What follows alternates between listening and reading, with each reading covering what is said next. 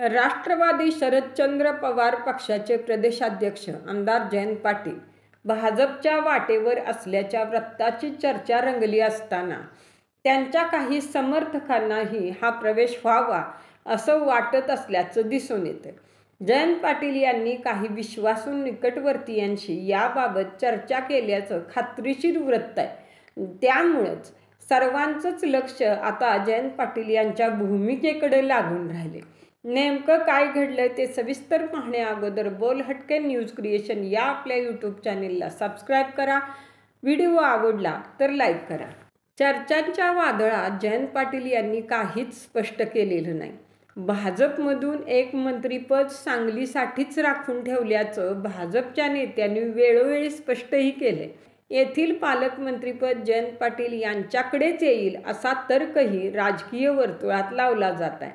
26 जानेवारीला प्रजासत्ताक दिनाचं औचित्य साधून सांगलीचं पालकमंत्रीपद चंद्रकांत पाटील यांच्याकडे सोपवल्यानं जयंत पाटील यांच्या भाजप प्रवेशावर काहींनी प्रश्नचिन्ह उपस्थित केले.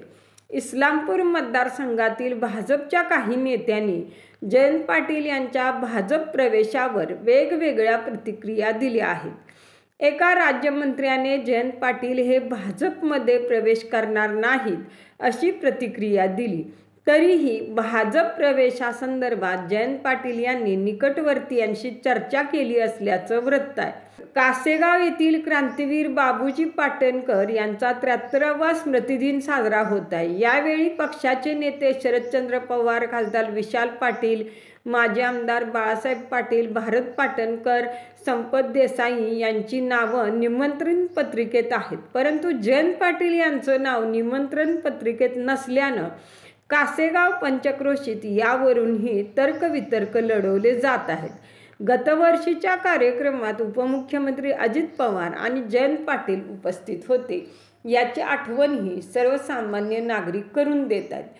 त्यामुळंच सध्या तरी जयंतराव द्विधा मनस्थितीत असले तरी त्यांचे समर्थक त्यांच्या भाजप प्रवेशाची इच्छा बाळगून असल्याचं दिसत आहे.